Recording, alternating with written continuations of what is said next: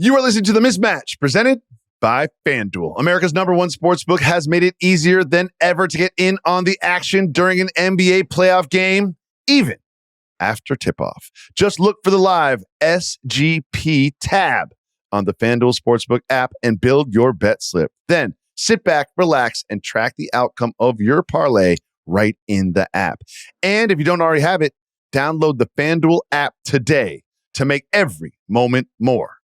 The Ringer is committed to responsible gambling. Please visit rg-help.com to learn more about the resources and helplines available, and listen to the end of the episode for additional details. You must be 21 and present in select states. Gambling problem? Call 1-800-GAMBLER or visit rg-help.com.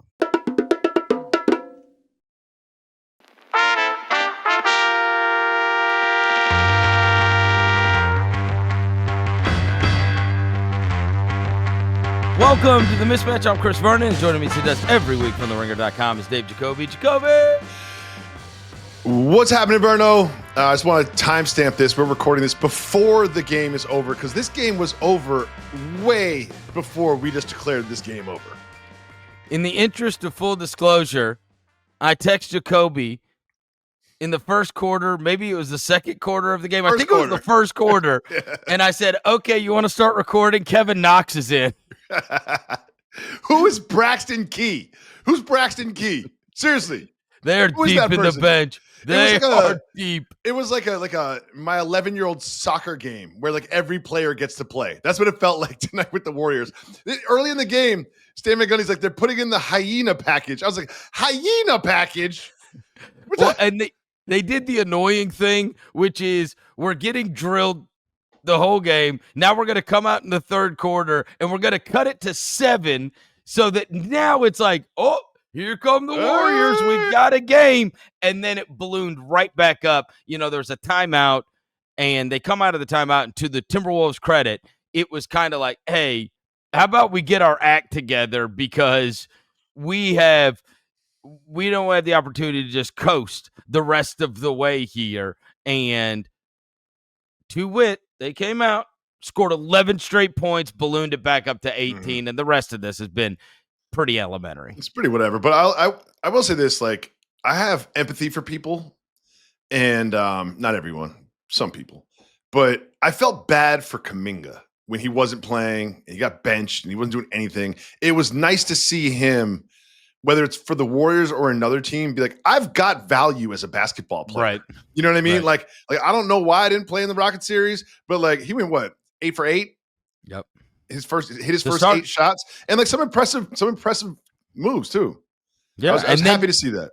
And then they went through that stretch, like I said, after the Timberwolves took that timeout.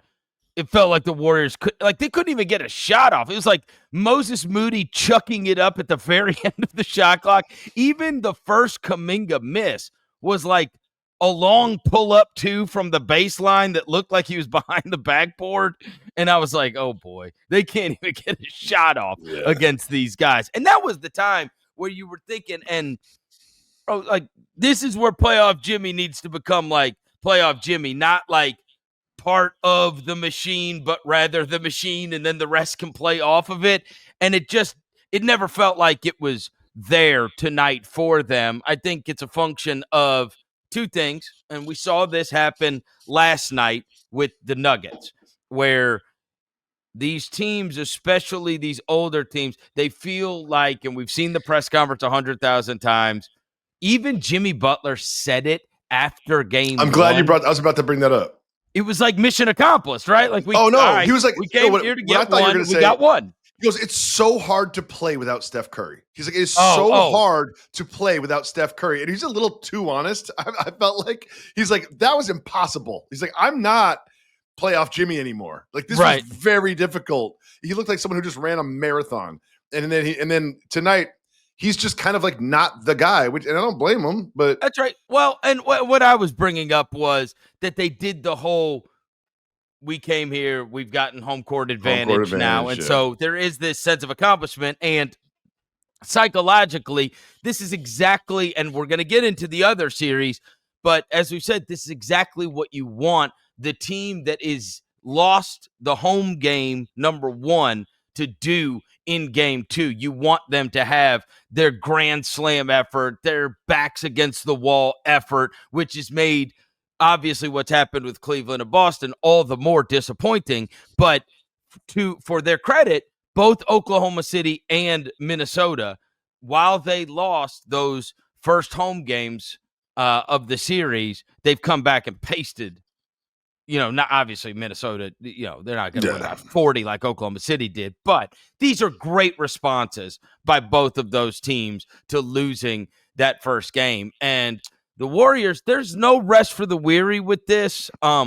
If you're the Warriors, honestly, I think their conversation is probably, I was looking at the series today. So if you're the Warriors, I think they're splicing this up, and they're very realistic, I think. And they are probably going, we have to split with them at worst. At home. Because if we can split with them, we will get the 4 days after game 5. Because this is a very odd series. After game 5, they play on a Wednesday. They do not play again until a Sunday. So I think if you're them, you're going, we can get Steph back. If we can get one of these next 3, then we'll be able to have a game 6 on our home floor, and we will get to have our guy back. Because as of right now, I went and pulled this right before we came on the air. This is wild. So they played the Grizzlies in that play-in game on the 15th of April, okay? They then started their playoff series against Houston on the 20th. By virtue of them having that 7-game series, this tonight was their 10th game in 19 days. That's tough. And, well, my thing about Steph is I'm not a doctor, so I can't speak on his injury, but I'll just give you the facts that they've been presented to me, right? When he went back to the tunnel, they had a report that he was out for the game immediately. There was no like Anthony Edwards tonight, tweaked an ankle, questionable. They starts the second half. Like immediately, it was like a commercial break, and all of a sudden he's not coming back. And then there's the report that he's crying in the locker room, and Steve Kerr. Like these are just facts that presented to me. I'm not trying to be a doctor. And then there's quotes today where he's like, I've dealt with this before. You can't force it. You can't press it. And it does seem like this is a more serious injury than some of the ones we've seen this season or this postseason even. Like, remember Brunson couldn't walk, and then he goes on fire in the fourth quarter. And Anthony Edwards tonight, like they had this game handled. Anthony Edwards did not need to come back, but he did. Here's the crazy thing, Jacoby. So his was an ankle, and it looked very bad, and he was carried off. And it's like, hold on now. We've seen Anthony Edwards. We've seen Ja Morant. We've seen Jaylen Brown. Like, what are they doing to the ankle? And hey, P.S. Why can't they do it to Evan Mobley? What the strangest thing was in the Brunson one, he changed shoes. He went from like one color Kobe to another color Kobe. I'm like, did they change his feet like a Lego or something? Like these guys are making it so that now, like, I guarantee you, when Anthony Edwards came back and played in the second half of this game, Evan Mobley was somewhere sitting on his couch being like, oh, seriously? Like, really? Like, if you're sitting out with an ankle now, like, we're seeing guys what appears to rip their ankle in half, and then they're coming back into the same game and being able to perform. It's the craziest thing. You watch the replay of the Edwards injury, and he lands awkwardly, and you think that's it, and then he gets stepped on by Davis. He's like stomped on, and I'm thinking to myself, like, the Warriors kind of like, they didn't put up like a white flag in the second quarter, but the hyena package was kind of like a bone colored off-white flag. It was kind of like, it felt like game 5 in Houston in the last series. It felt like Steve Kerr was like, I'm not going to play my guys too much. If it's going great for us, we just happen to be one of those days where we're hitting all of our shots, then we'll give it a go. But it did feel like Steve Kerr went into this game with the attitude of, we're going to go home 1-1. I think the only positive you could take out of it, and look, I don't want to just focus on what happened with the Warriors, so I'll just end with this. The only positive, or the real positive, Kuminga obviously gets a little bit of confidence. So if you need him going forward, but even more so is that you have proven once again, Draymond Green cannot get kicked out of a basketball game. Like, I don't, it is, he can't control himself. Dude, he can hit a guy in the head, then walk over to Tyler Ford and yell, "It's effing BS" in his face. Like, who gets away with this? It's unbelievable. The leash he gets is crazy. I never want to hear him complain about any kind of treatment he gets from officials because the leash that he gets, can you imagine? And they didn't even give him a flagrant. Again, or did they didn't tech him, right? No, he got tech. So now he needs flagrant. He didn't give him flagrant, but now it's 2 techs away from suspension. So if you're a Warriors fan and you're listening to this podcast right now and you've got championship aspirations, right? You cannot get through the amount of games you need to get through without him being suspended. He is incapable of it. And let's not forget, he got an indefinite suspension from the league. And I assume that went to, some sort of mental health training or whatever. Right. And if you're a Warriors fan, you're also like Draymond, like we literally, in some people's minds, not mine, lost a championship because you were suspended. Like, what is it going to take for him to change his behavior? No, it is. Well, look, they went about it the entire wrong way. They gave him training, like mental health training, which he has been effusive in praise, talking about the mental health training that he got and sitting there with the counselors and how much it changed him and all that kind of stuff. He said all the right stuff about that. He needs limb control training because he cannot control his limbs. They just happen to either his legs fly up and kick people in the dick, his arms fly up and they chop people in the head. He has no control over extremity control. Extremity control. Spastic. He's spastic. He can't control his limbs. His arms and hands just end up finding people's heads and faces. Oh, he lost the benefit of the doubt on the limb control 10 years ago. It just always happens to happen with him. He just cannot. I wasn't meaning to kick him. I wasn't meaning to hit him. It was just a follow through of this flail that I had. Well, it's also like you watched tonight's incident, which was not that big a deal. You clearly hit him in the face with your limbs. Yes. So what are you upset about? What injustice has been cast upon you that you're so angry at the referee? That's what he says. He doesn't have control. Like that was just that was unintentional. What happened? He got fouled, and then that was just a follow through, like a knee jerk, getting fouled. No, like a knee jerk. It's like I got fouled, and so that's why that happened. An involuntary knee jerk reaction. Like imagine if Jokic literally almost knocked out Lou Dort in game 1. Same kind of deal. But Jokic's like, all right, I did it. Like, I mean, I'm sorry. Lou Dort was like laying on the ground. I'm like, I remember I texted you. I'm like, dude, did he just knock him out with his elbow on the back of the head?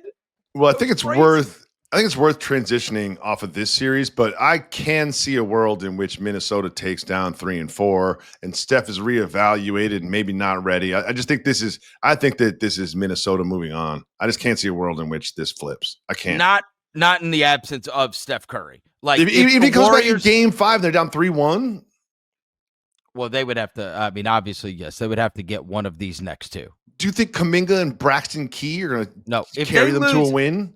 If they lose, then I mean, look, the only way they have any chance is Butler to do it 40 to do it with defense, because that is not what they were able to pull off tonight, because they gave up 117. You look at their wins thus far in this postseason. So you've got the 4 against Houston, and then you've got the 1 against Minnesota. They have given up 85, 88, 89, 93, and 106. So the recipe for them winning playoff games is them being able to lock you down. And I think what you do is you hope, if you're Golden State, that you go back to Golden State maybe these role players, the DiVincenzo's, the Nas's, the Jaden McDaniels, maybe they won't play as well when they are on the road as they do at home when people are cheering for them. And so, as I said, if you're Golden State, for this to become a good series and even have a chance by getting Steph back, then and again, hamstrings, groins, calves color me skeptical that anybody's able to come back anyway. Well, but their only chance, I agree with you. If the Wolves go up 3-1, the Warriors aren't winning 3 straight games. But if they split, then it becomes a best 2 out of 3 the rest of the way. There's also something interesting happening with Anthony Edwards because, we do this pod twice a week. So we're locked in on every single week of the regular season. And one of the things that Anthony Edwards has done to his game is said, I'm going to take, I don't have the numbers in front of me, 10.45 threes a game, and I'm going to make 4 of them. It was like Steph Curry level of attempts and production. Right. And in this series, he's just decided that he's no longer a jump shooter. And in the second half of game 1, he was unstoppable. It looked like Donovan Mitchell in that series. Yep. He was just getting to the rim, getting what he wanted, getting easy finishes at the rim. And tonight he wasn't finishing them the same efficiency, but it's been surprising to me that aspect of his game is absent in these 2 games when it was such a big part of sort of his growth and it was sort of in him leveling up in the regular season. I can't explain it. I think it's letting them we're not going to let them off the hook. He is an absolute force of nature going to the basket. And it's a lot like, you remember, years ago, there were so many years where people were like, you would just sit there and you'd be like, please God, let LeBron take a step back jumper.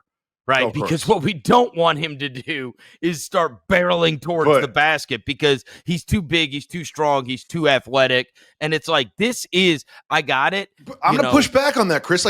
He took 10 a game. I understand. And now he's taking 0. What happened? Is it intentional? Well, he's not taking 0. Thing? He took 4 tonight. Well, how many hit? He 2 for 4. Okay. 2 for 4. And he took 5? I think in the first game. I think part of it is a function of going. I think part of it is a function of going 0 for 11 in the last Laker game too. Yeah.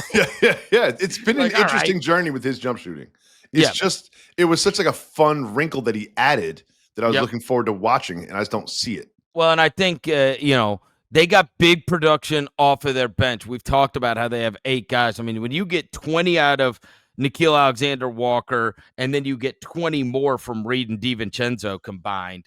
But tonight was not. I got it. Didn't I got it. Game. It's hard to cite stats in this game when they Julius put in the hyena package. Julius Randle was infinitely better than he was in game 1. You got to give him that. Julius Randle's pissing me off. He's pissing me off. He was because I'm sitting there speaking into this microphone, being like, "Timberwolves fan, Julius Randle's going to let you down in these playoffs." Well, you look pretty good in game 1.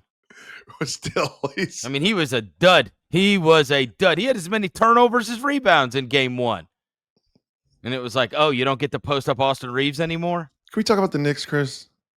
The Knicks are up 2-0 on Boston. Are they? They're down 20 in the third quarter in both of them. But in game 2, they were down 20 with 3:19 left. Because that's one of the things because I was watching the game, obviously, and I'm sitting there going, this feels a little different than game 1. Because game 1, they started making a run about 6 and change left in the second quarter. And I was thinking about it, if they were going to make the run, it seems a little late now. But they made the run. It still feels like people don't think they're going to win this series. They have not played well. I'm happy to say, look, I'm very excited as a Knicks fan that they're up 2-0. But they have not put their best basketball on the court. They have not at all. Here's what I'm going to say, Jacoby. This is my thought. If that series, everything, in my opinion, depends upon what happens in these next 2 games in New York. Now that sounds, duh, real easy. No. No. What happens in that series depends on the next 5 games in the series. No. In these 2, here's what I'll tell you. I think if the Knicks win one of the next 2, they'll win the series. Duh. If they lose both of them, they'll lose the series. That's what I think. I think it's going to be. That's what I think. Listen. No, I'm just saying they need to win. I don't think they'd lose 3 in a row to Boston. And that's the position you would put them in if you can get up, if you can win one of these. Again, I'm not saying you have to win both of these at home, saying you got to win one of these at home, but you have to win one of them at home. If you let that thing go 2-2, now I don't think you're winning the series. That's what I'd say. Here are my thoughts. I think that the Knicks can play much better basketball than they did in game 1, game 2. I do too. I think that Jalen Brunson in particular, like I'm looking at the internet, I'm glad we're doing this like a couple days after the game because like all of a sudden I'm seeing all the memes and the algorithm is just punishing me with Jalen Brunson as Jesus and Jalen Brunson holding Jason Tatum as a baby. Jalen Brunson did not have a good game. He had down the stretch in game 2, he was great. Down the stretch in game 1, he missed 2 easy game winners and he had 2 ridiculous turnovers. And coming in up until crunch time, like, why does it have to be at the end of the game for you to score baskets? Like, why does it have to be till the end? He did not have a good game for 80% of the game, but he had 11 points, didn't he? Didn't he have 11 in the fourth? Come on. I know, but and Bridges had like what, 0? 14. But in the first 3 quarters, he had 0. Yeah, who cares? Well, but one thing I will say positive about the Knicks is Karl Anthony Towns has turned into like a 1994 center. It's just like get him in the post and let him go to work. Like it's like honestly, it's just like if he gets the ball in the post, no matter who is guarding him, I feel confident that it's a bucket or a foul. I mean, I will say this, especially when you're playing against the Celtics. Maybe the most shocking thing that took place in that game is Karl Towns took 1-3, and it was that half-court heave. Oh, yeah. That doesn't even the count. idea that he doesn't even take a 3 that was the whole thing about him that they acquired him to do. Which is, well, and you're also playing against a team where you feel like you got to match points on some level, but they're playing a different game here. They're not matching points, and these fourth quarters for Boston, in 50 possessions in the fourth quarter and overtime, they have had 38 points, shot 11 of 53 for 21% in those 29 minutes. Tatum and Brown, unbelievable. Tatum and Brown are 2 for 19 in the fourth quarter. 2 for 19. I mean, it's incredible. But I want to say this about Towns is, I think it was the beginning of the third quarter last night, is they went 3 straight possessions to him on the left block. He never gets deep in the block. He always gets like mid post and then like Carmelo spot, I'll call it. But they went to that 3 straight times and they just had no answer. It was honestly, it was like Patrick Ewing. It was just like, we're going to get the ball to the wing and we're going to throw an entry pass. It was like old school basketball. Well, and then we're going to go to work. And I know it infuriates Knicks fans that like it feels so basic sometimes what the Knicks do. It's not as much of offensive ingenuity, to say the least. A lot of it is. If you want to talk about lack of offensive ingenuity, we're talking about the wrong team right now. No. But you have said in the past, it's like Jalen bail us out. Oh, and yeah, it's like, yes. No, last night, I thought about this. I've thought about this so much, and I'm glad we're getting to do this pod so I can talk about it. So get the big bucket at the end. Now there's the timeout. And then they call their play. So that's the one. Tatum comes down, gets the high screen, blows past Mitchell Robinson, wide open dunk. It felt like a football game where you let the other team score. Honestly, you let them score a touchdown so you can get the ball back or whatever. I was like, what are they doing? So took the 1-point lead. I've thought about this so much, and I did not see him broach this in the press conference, but I did hear Mazzulla in the press conference explaining the last play of the game. And he said, I didn't take a timeout because we were going to run the same thing we just ran the last, right? We're going to do the same thing, right? Yep. They have the same personnel. The Horford screen. And we're going to beat this guy, getting downhill, right? Yep. And all I could think about was I would bet any amount of money that when they took the timeout after Tatum had the open dunk, that timeout consisted of Tibbs Here's saying, what we do. Hey, no, Jalen, you go get a bucket, okay? Like you get a bucket on the offensive end. Now, that's basically the entire Knicks offense. Now, the reason we gave up that defensive, like I know that drove Tibbs so crazy to give up that I bet you that timeout was oddly spent on explaining what we're doing against this, and this is what we did wrong.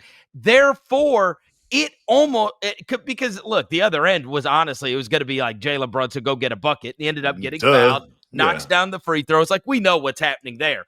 But on the defensive end, the way they defended it, Mazzulla was like, "Well, just run it again." And the next time, they knew exactly how to defend it, and then ended up. I mean, Tatum just gets crushed in the corner. I mean, the Mikal Bridges wingspan is like, come on. I felt like when you watch the replays, the first time they ran it, Mitch is just his weight is just all in the wrong place. He literally doesn't even like shuffle his feet. It's just blown by. It really honestly, like as a Knicks fan, when I was watching it, I was like, that's fine. Give us the ball. Give Brunson the ball. We're gonna score again.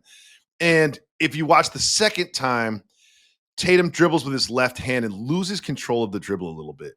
Like the dribble bounces a little high. He didn't have full control over the ball the way he normally does. And that just threw the timing of everything off. And we all know what happened after that. But like, I'm walking away from these two wins as a Knicks fan. Like, Knicks didn't play well. They didn't. The Knicks didn't play well. And also you're watching the Celtics, you're like, I don't know what they're going to throw at the Knicks that's going to be different. Well, can we look, one of the big things I could throw is how about they get a reasonably good Kristaps Porzingis? Like, what has gone on? Like, shouldn't he be quarantined? What does he have? Like, I wouldn't want to shake his hand. What does he have? And I don't mean to make light of another person's like medical issues, but this happened in like February. What is it? We should quarantine that man. He's patient zero of like the next virus. How can nobody know what is going on with him? If I was on his team, I'd be like, we need a new locker room for home visitors and Porzingis's because I don't want to be around this man. And he was over it a month ago, and then he starts the game and plays the first half of game one. And then he's like, oh, Porzingis will not be back because of an illness. And I'm thinking it's some sort of like Pajemski seafood situation from Houston, like a neurovirus. I don't know what is going on with him, but he's playing. He's not playing well. He doesn't have energy, and he's not playing minutes.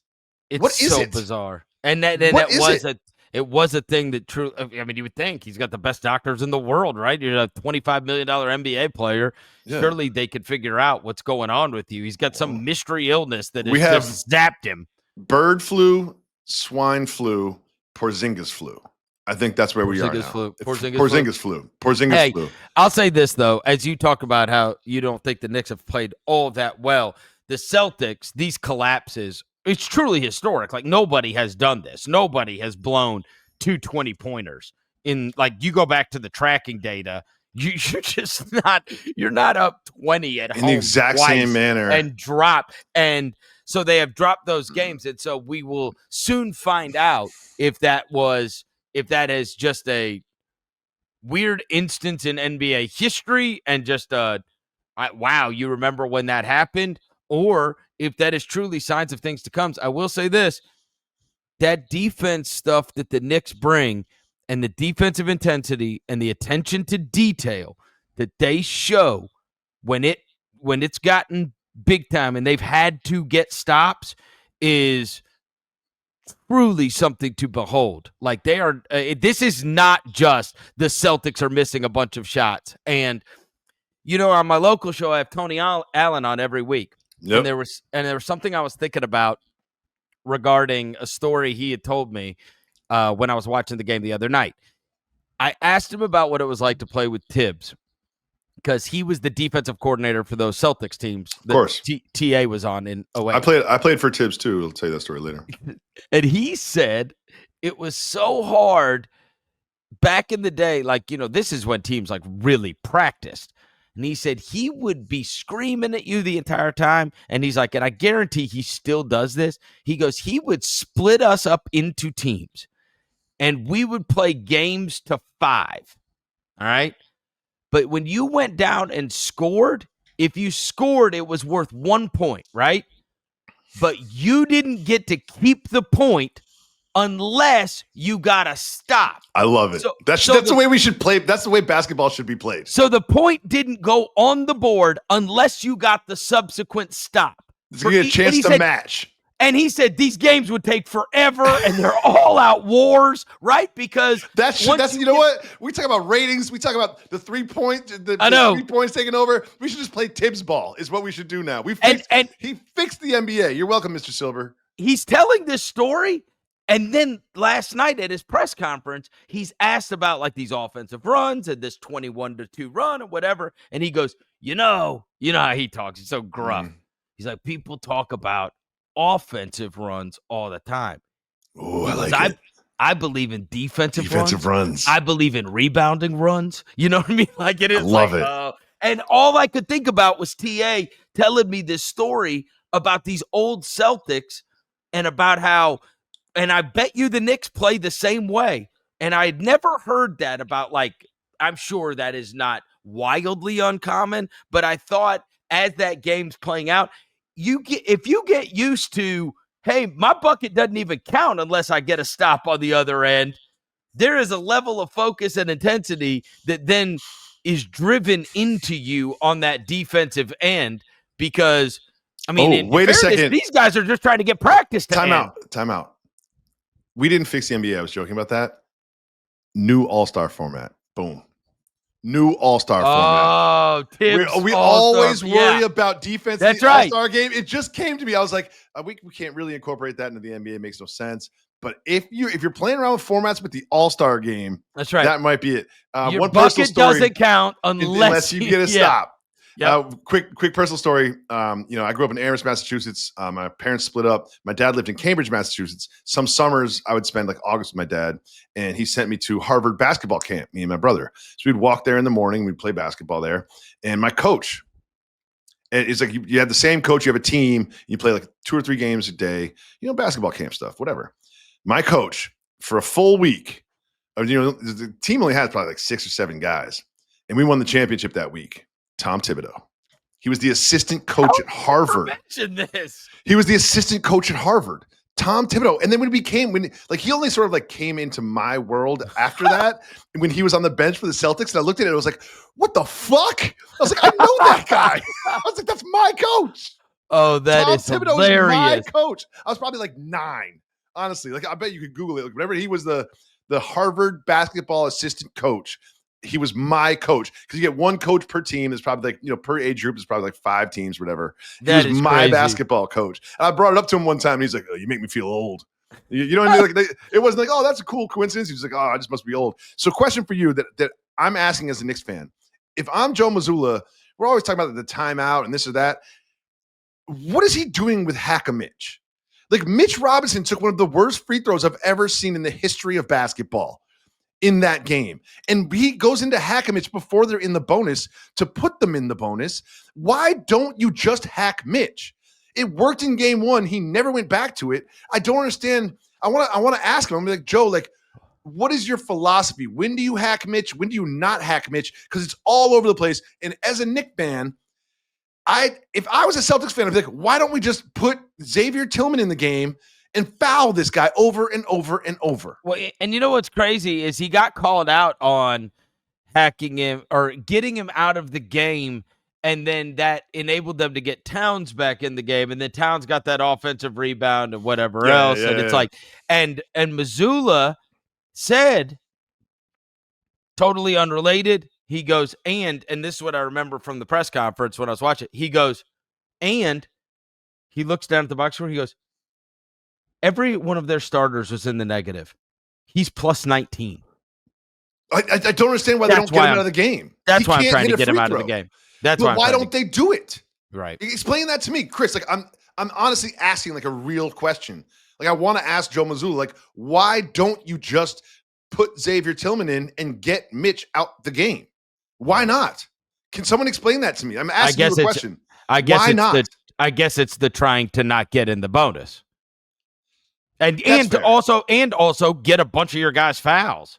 Because when Jalen Brunson, you know what I'm saying, like we're gonna sees that light go on, that bonus light go on, he goes into full merchant mode. When Jalen sees that light go on, he's like, oh, he's just like, watch this, guys. And I do want to share this with you.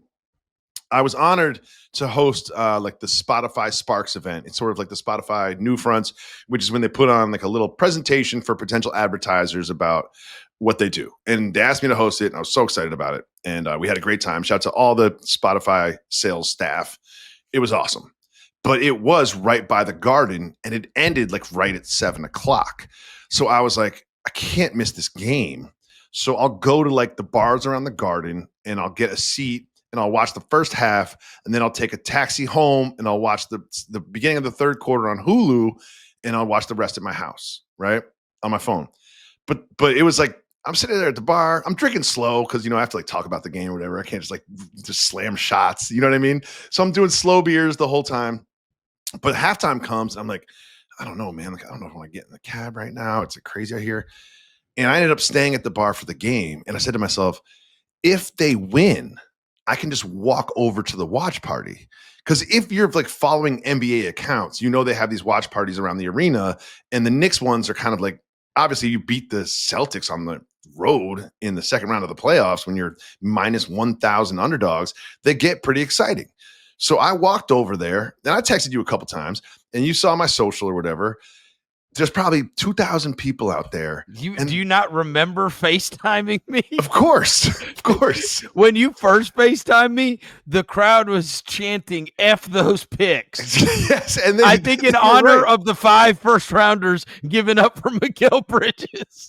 And we'll see what those first rounders turn into, but something tells me that it's not going to be a bunch of all NBA guys. But I will say this, just because I'm old and negative, there is something about that environment. It's kind of like a concert when everyone's recording it the whole time. Like, it's not just like, let's get together and celebrate. It's like, let's get together and make content.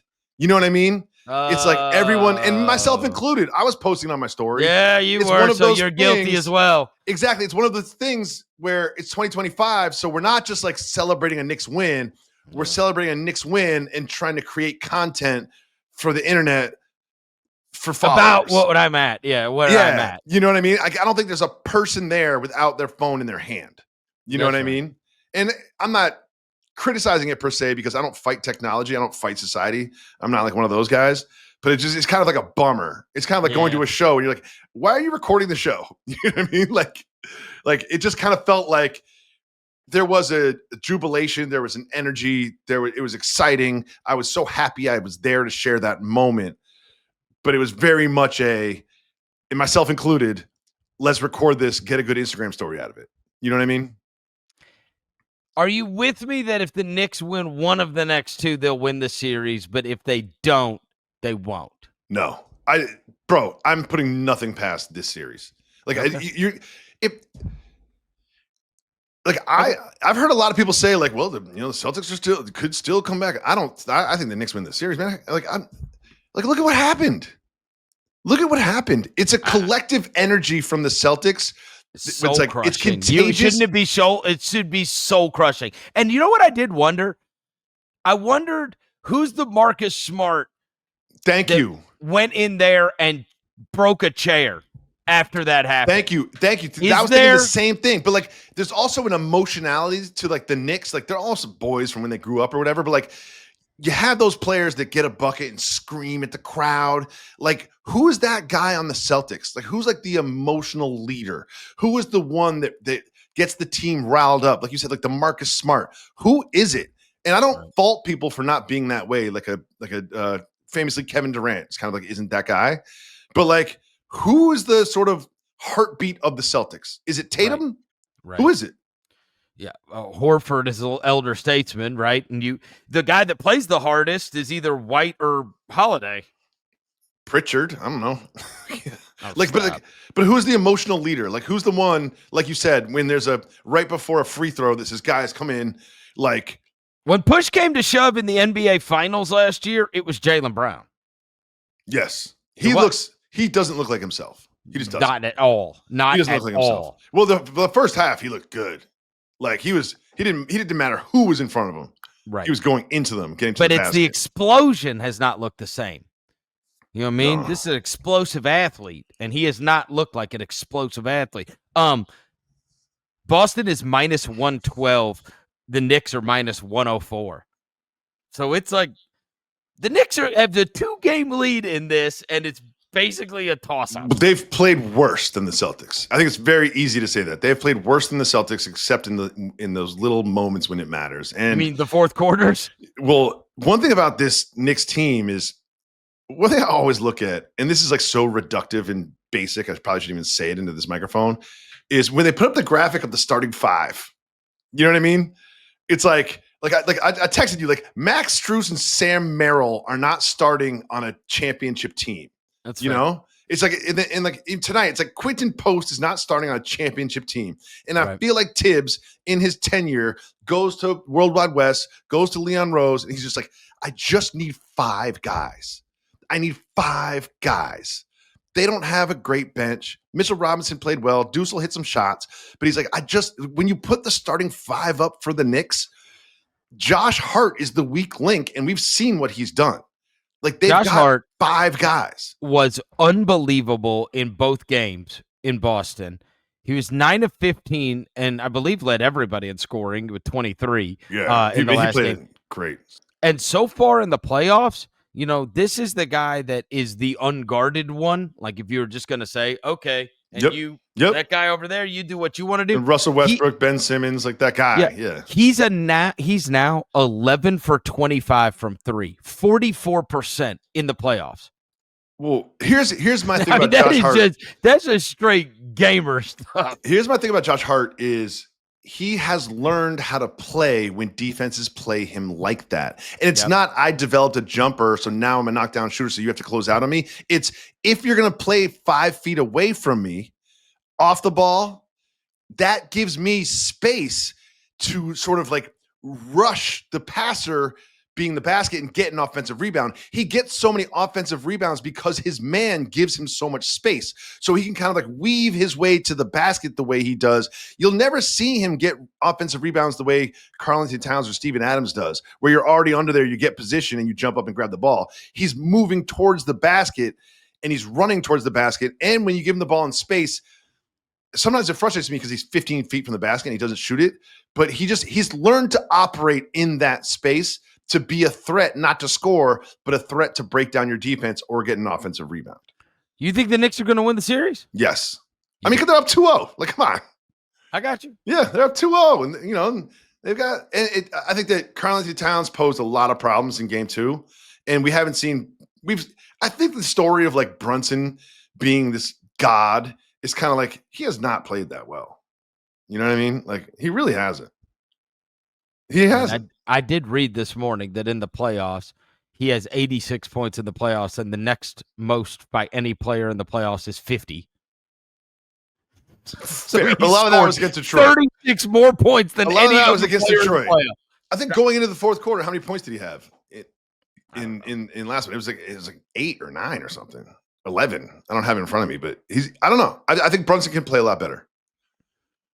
And I think Towns is a problem. Who's going to guard Towns? Do you like 230?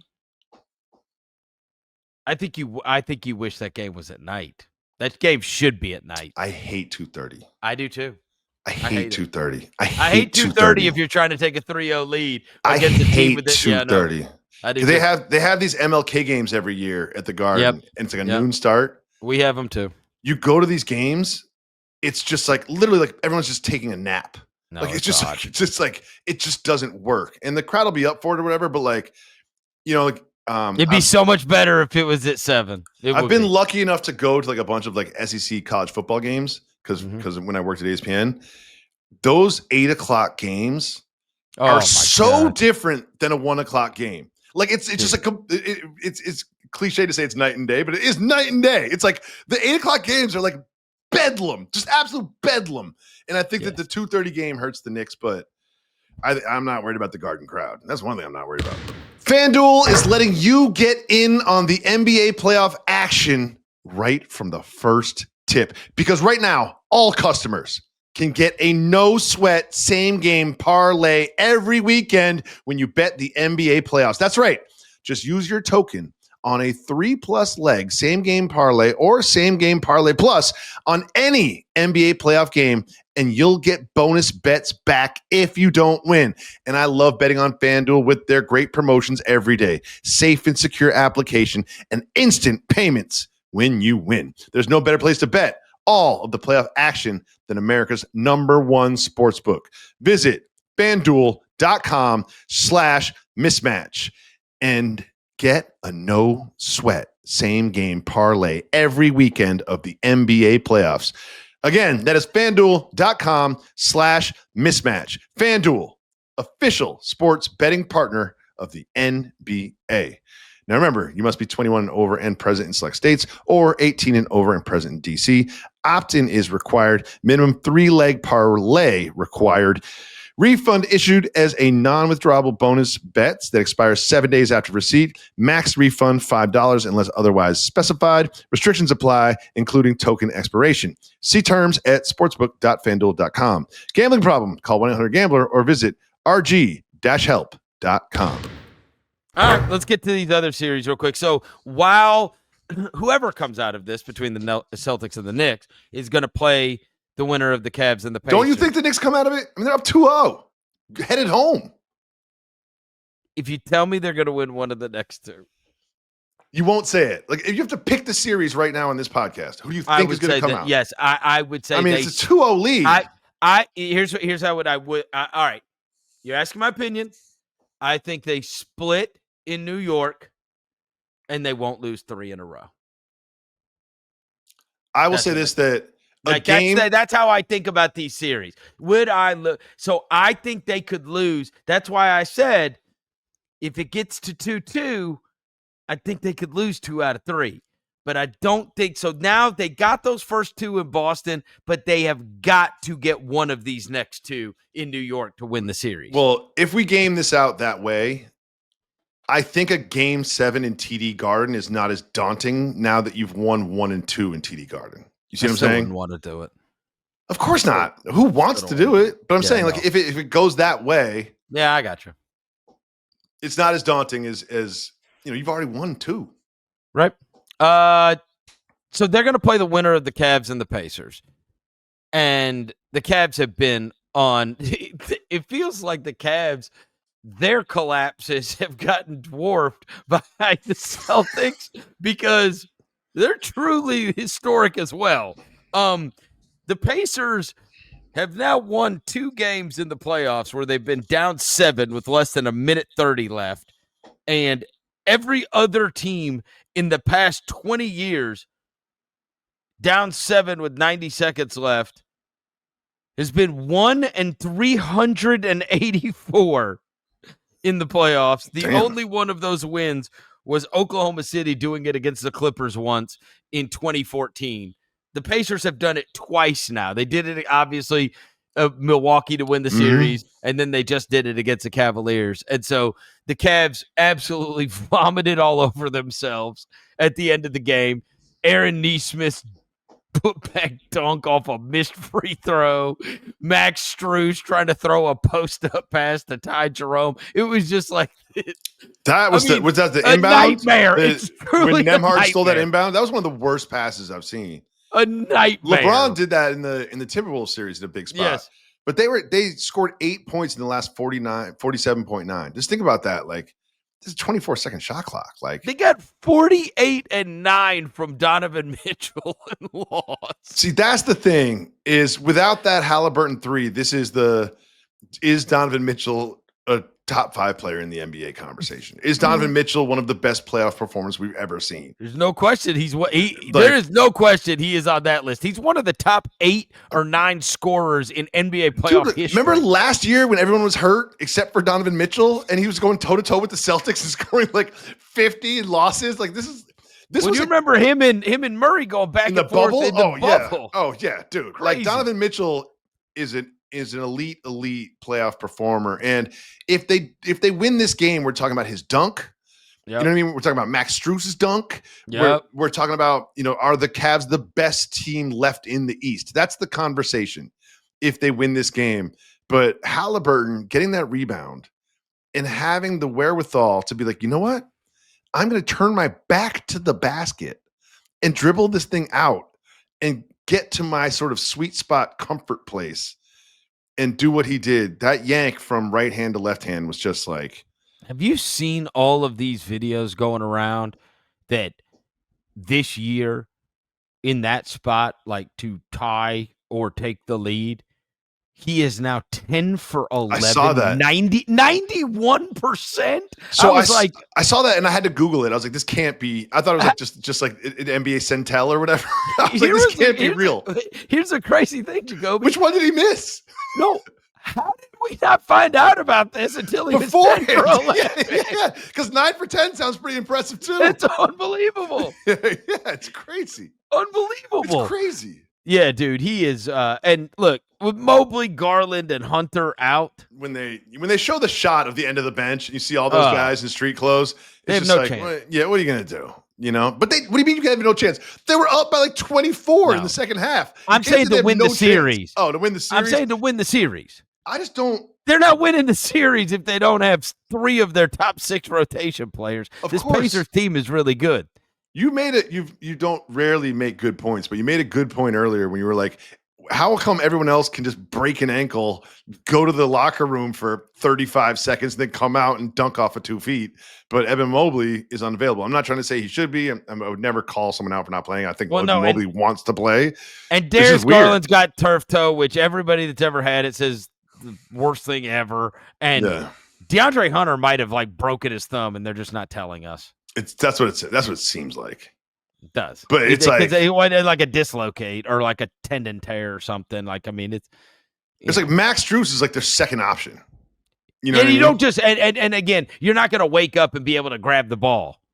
Yeah, you know what I'm saying? Like, I mean, if your thumb's effed up, so the Hunter thing, that's going to be a loss. But you could get by without Hunter. Look, Garland's their second leading scorer, and Mobley is defensive Garland's player of the all year. NBA, and you got the defensive player of the year. That's gonna hurt your chances of winning the series.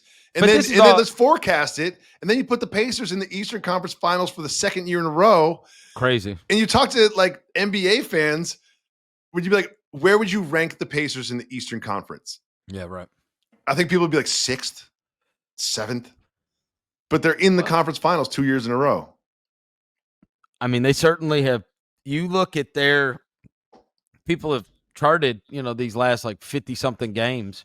They started out the season like 10 and 15 or something like that.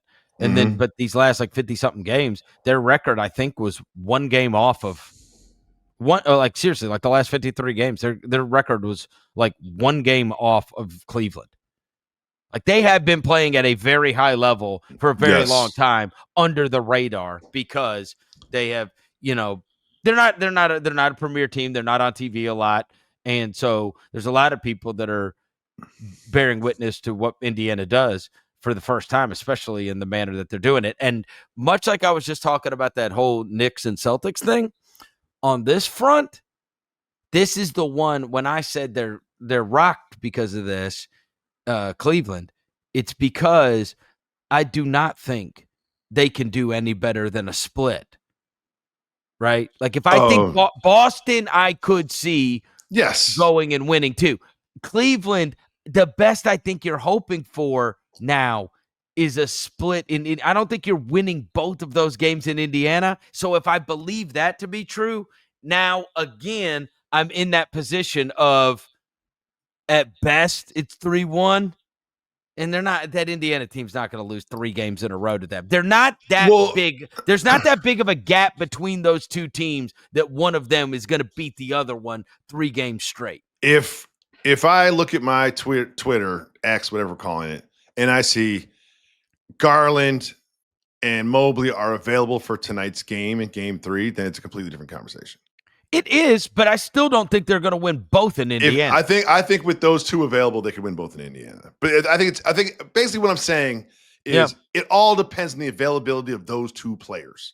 If they're not available, they don't have a chance. If they are available, I can see them coming back in the series. Those teams have looked way more even than the records indicate, though.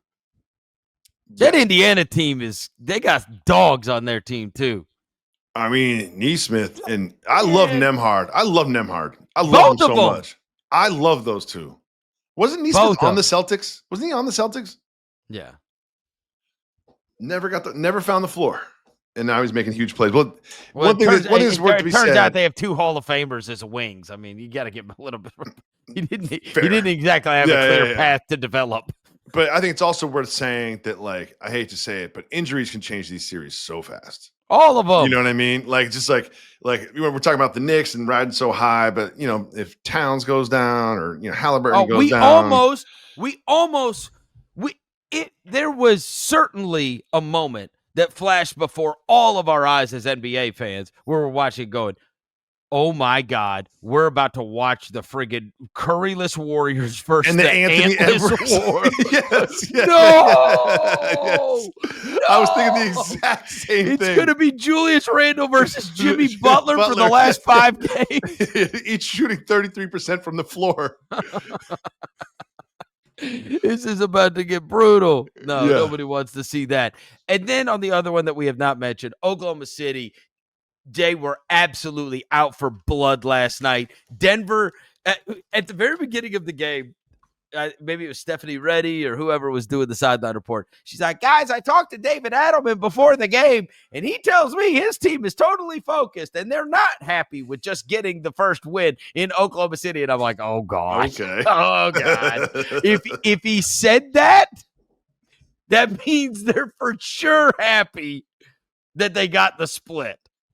If like that's what you have like offered, yeah, just want to let you know we're not happy. It's like yelling at somebody to calm down. It's like being like, calm down. It's just like the words you're saying and the way you feel don't match. You know what I mean? Look, Oklahoma City just ran them out of the building. They had all the starters in double figures in the first half. They scored 87 in the half. They scored 149 in the game.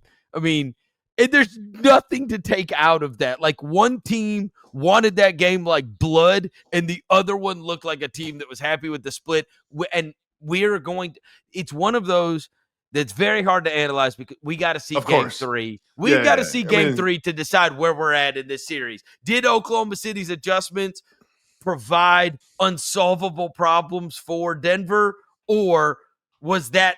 I mean, we figured like Oklahoma City's going to come and beat the shit out of them in the second game because Denver pulled off the incredible with that Aaron Gordon game winner in game 1. And you knew there was a level of satisfaction that comes with that. And, hey, we got the split. There's, again, like analyzing this and taking anything away from this. And this game was over so early. Like 5 minutes. What was it? What did it start? There was like a 9-0 start or something. I forget what it was. But a couple things to keep an eye on. That I want you to keep an eye on this. I've said this before. Jokic is expressing a level of frustration with his teammates and referees that I haven't seen before. It's just like he's pissed. He's playing angry. And he fouled out. Like, I think like Jokic fouls. Tell me you've seen the video. Tell me you've seen the Scott Foster video. No. Somebody made a compilation of like it's almost like a Scott Foster mixtape. Oh, it's hilarious. I wish if I can find it again. But I saw it today and I laughed so hard. And they were, they said last night, Scott Foster has been gone for months. Yes, he's coming off an injury. Yeah. So he has not reffed anything in like several months. And that was his first game back. And they were like, Scott Foster, truly the GOAT, fouled out a 3-time MVP in 3 quarters. First so game quickly. Back. And that last foul was ridiculous. Ridiculous. His first game back off of injury in months, and he fouled out a 3-time MVP in 3 quarters. They're like, he still got it. Yeah, it was like he was like Jordan putting on the 4-5.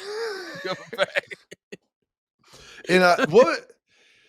So the Thunder fans, and this I always love it when my wife walks in the room because she is not an NBA basketball fan, right? She's just not. Right. That's not her thing. Okay. She's more Met Gala than Knicks game. You know what I mean? Yep. And she walks in. She's like, "Why is everybody wearing the same shirt?" She's like, "What the hell's going on?"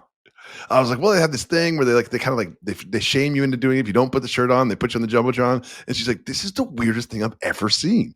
She's like, "Everyone's wearing the same shirt." I was like, "Yeah, it's just like they." Well, I was like, "Most arenas give you a shirt, but it's like the people don't put them on." And she's like, "This is weird." She's like, "What kind of cult shit is this?" No, you're lucky. Hey, you're lucky that she didn't walk in during that Cavs game. Do you see that one?